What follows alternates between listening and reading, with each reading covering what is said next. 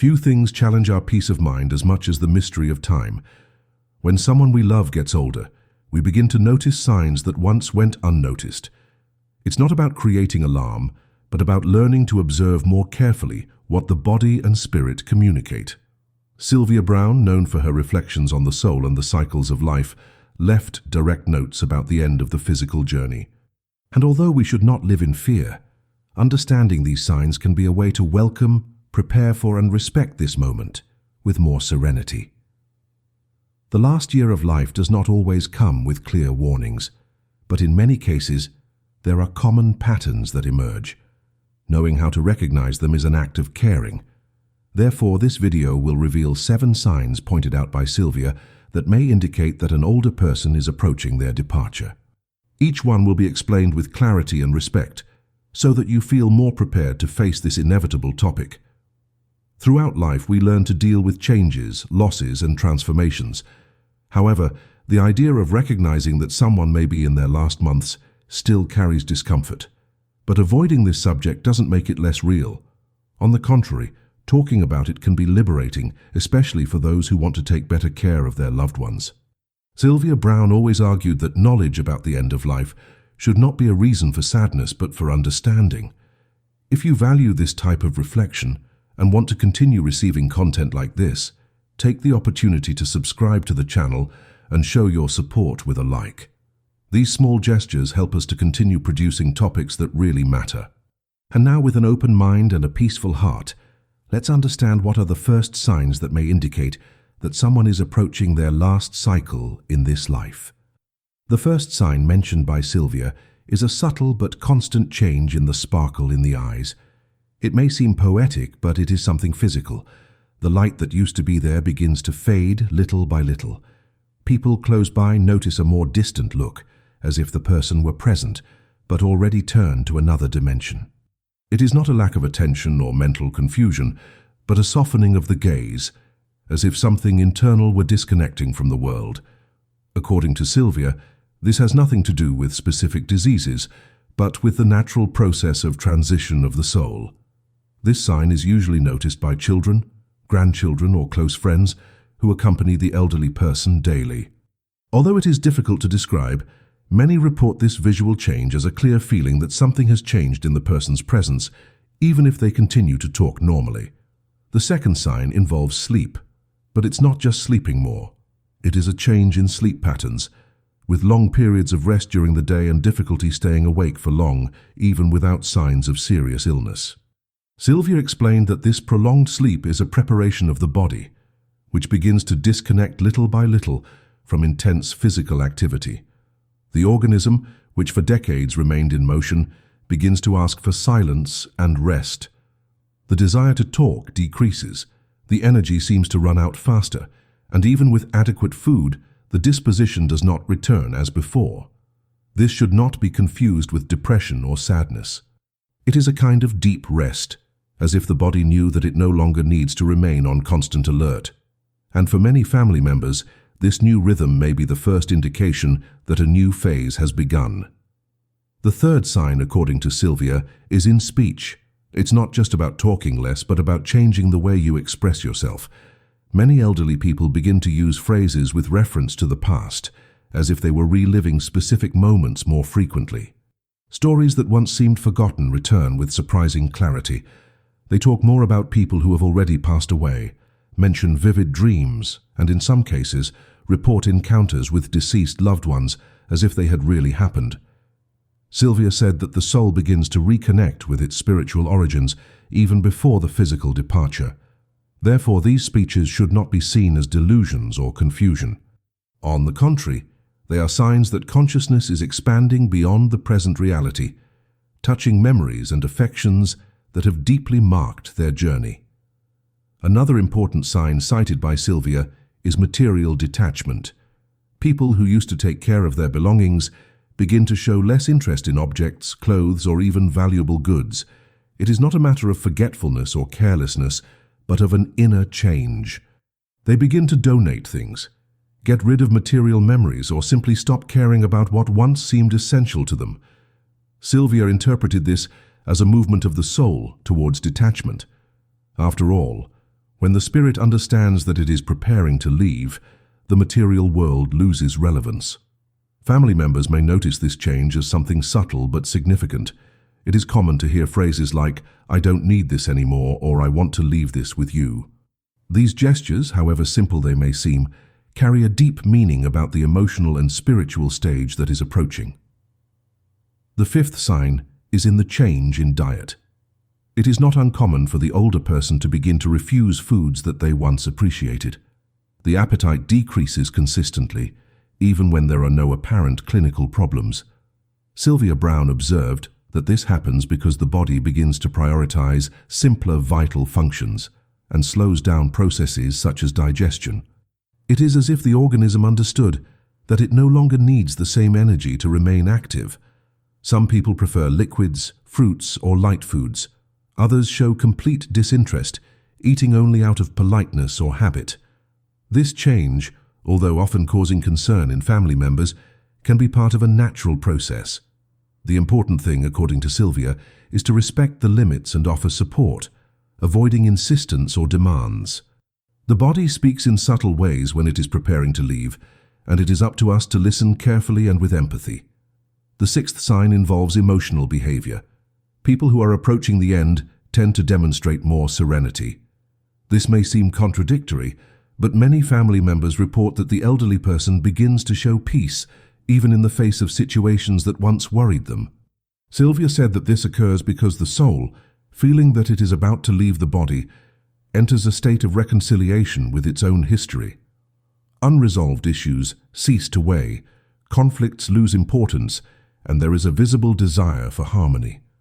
It is common to see these people asking for forgiveness, thanking more frequently, and showing affection for simple gestures. It is not a forced change, but a natural state of closure. The heart seems to prepare for departure with dignity. Understanding this can help family members welcome this new behavior with respect and gratitude. The seventh and last sign pointed out by Sylvia is the increase in spiritual perceptions. Many elderly people begin to report presences, intense dreams, or sensations that they are being accompanied by loved ones who have already passed away. These reports, for those who believe in the continuity of life, are signs that the soul is being prepared for the return to the spiritual plane. Sylvia always reinforced that these experiences should not be seen with fear or worry, but with naturalness. It is common for these elderly people to talk to people who are not visible, look into the void with an expression of serenity, or even describe conversations with family members who have passed away a long time ago. These moments can be disconcerting for those around them, but they bring a clear message. The end of physical life is approaching, and the soul has already begun to walk towards a new stage, with gentleness and connection to something greater.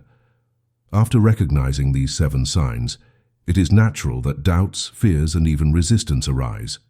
Not all cases are the same, and not everyone who presents one of these signs is necessarily in their last year.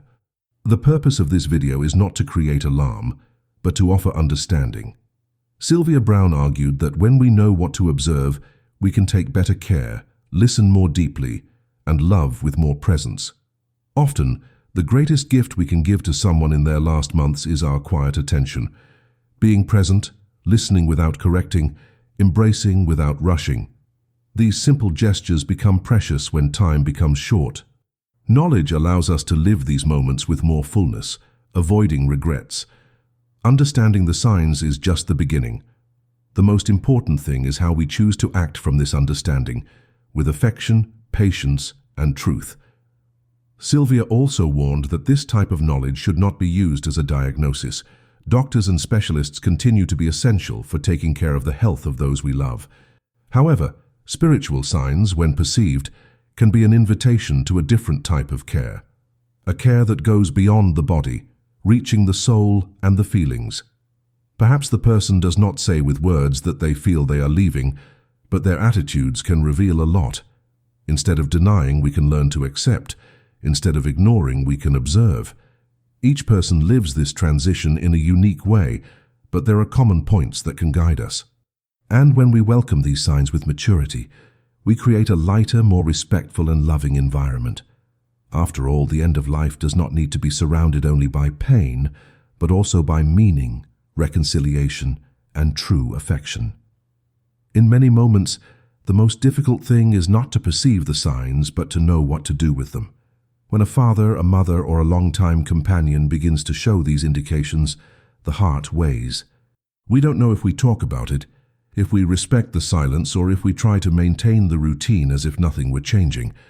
Sylvia Browne recommended that, at this moment, listening was more important than speaking, that gestures were worth more than advice. Sometimes the person does not want explanations, just company. A tea served without haste, an old song playing in the background, a walk in the yard. It is in these details that affection manifests itself. The last year of life, when lived with presence and care, can be a silent farewell, but also a time of healing, an opportunity to thank, to forgive, and to say goodbye in peace. Many family members are afraid to talk about the end of life with their loved ones. They think that bringing up the subject can sadden or bring unwanted omens, but silence also carries weight. Sylvia Browne stated that most elderly people feel when they are approaching the end, even if they don't say so. And when someone is willing to talk in a calm, sincere, and respectful way, it opens space for the other person to express their emotions. It is in this listening that revelations, requests, and even stories that have been kept for decades emerge. Ignoring the signs or avoiding dialogue can deprive us of precious moments. Therefore, it is important to learn to ask carefully, listen with the heart, and respect the limits of the other person. There will not always be clear answers, but the willingness to be there already makes all the difference. Life can be celebrated even in the most delicate moments.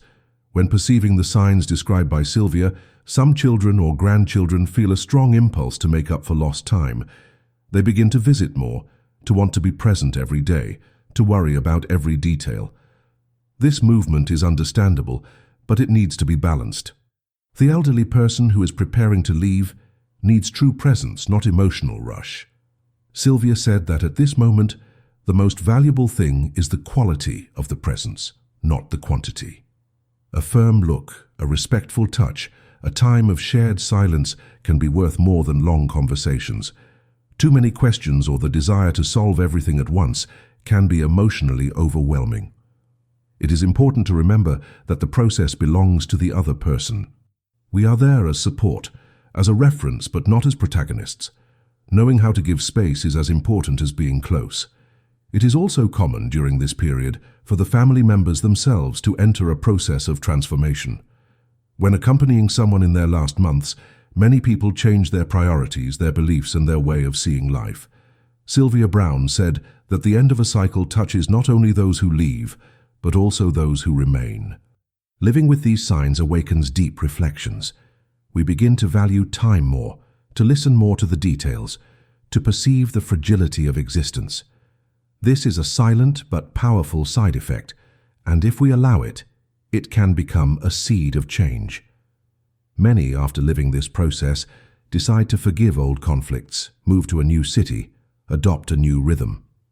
It is not an obligation, but a natural consequence of those who have been face to face with what really matters. Time ceases to be abstract and begins to have real value. It is important to remember that recognizing these signs does not mean giving up on caring. On the contrary, it means caring better. When we understand that someone may be in their last year, we adjust our attitudes. We begin to respect the rhythms more, to prioritize comfort, to listen more patiently. Sylvia Browne reinforced that this moment requires full presence, not to try to prevent the inevitable, but to make the farewell more dignified. Many family members discover that by truly surrendering to this process, they find peace. The pain of loss exists, but it comes accompanied by gratitude, the feeling that everything was done with love, that no word was trapped, that time was well spent. This is one of the greatest rewards of those who are willing to go through this stage with maturity. The goodbye will not be less painful, but it will be more serene. Sylvia also talked about the importance of maintaining a welcoming environment. Sometimes it is the small adjustments that make the difference, making the house quieter, allowing light to enter through the window, playing soft music that brings back good memories. It is not about creating an artificial scenario, but about respecting the moment, avoiding excessive visits, reducing the rush, allowing the person to feel safe and loved. All of this contributes to making them feel at peace. A peaceful environment conveys care. Even if they don't say so, the elderly perceive when they are surrounded by true attention. Sylvia believed that the soul recognizes this welcome, and that in many cases, this helps in the transition process. It is not necessary to change everything, but small attitudes make a big difference. The most important thing is that each gesture comes from the heart, without haste, without obligation, only with love. Most people only perceive the value of certain moments when they become memories. Therefore, Sylvia Browne insisted on the importance of living with full attention the days that we still have with those we love. It is not necessary to wait for the signs to become evident to begin to value each moment. On the contrary, we can cultivate this look from now on. Ask more about the other person's childhood, listen to their stories, laugh together at the memories, thank them for everything that has been lived. These moments do not need to be grandiose to become unforgettable, they just need to be sincere. When the end of life approaches, each conversation, each gesture, and each silence becomes something precious. And when the goodbye comes, what will remain will not be the absence, but what was built. A legacy of affection, care, and presence that no one will be able to erase or forget. There are moments when, even knowing all this, the heart still refuses to accept. The idea of losing a loved one will never be easy, no matter how prepared we are. Sylvia Browne recognized this pain and said that it is part of the process. There is no way to go through this phase without feeling. However, she also said that suffering can be lessened when we manage to say goodbye with truth. Say what needs to be said. Hear what has not yet been heard. Hold the hand without looking away. These attitudes are simple, but they require courage. And when we manage to act like this, we create a more human and profound closure. The emptiness exists, but it will be filled with the certainty that we did our best, that we were there, that we were present. And this presence becomes living memory, which accompanies us even after departure. It is this that strengthens those who stay. When a loved one leaves, the silence of the house seems to say more than 1,000 words. The smell of coffee, the empty chair, the space where there used to be laughter. Everything is transformed, and it is at this moment that we perceive the value of the details that we lived with them. Therefore, we should not wait for the last days to demonstrate affection. Sylvia Browne always said that life should be celebrated while it is happening. That each gesture, however small it may seem, carries the strength of the bond. A handwritten note, a sincere compliment, a time together on the porch. These things build a network of affection that remains. And when the final time arrives, it is this network that sustains. It is in it that we find support, remembrance, and consolation. We cannot change the cycle of life, but we can choose how we live each part of it. And this makes all the difference, for those who leave and for those who continue. Looking at everything that has been said, it is clear that recognizing the signs of the last year of life is only part of the way. The most important thing is what we do with this knowledge. Sylvia Browne said that love is the greatest translator of the soul, and when we let love guide our actions, even the end becomes a passage of care. Sometimes the greatest gift is just being. Not solving, not fixing, just being.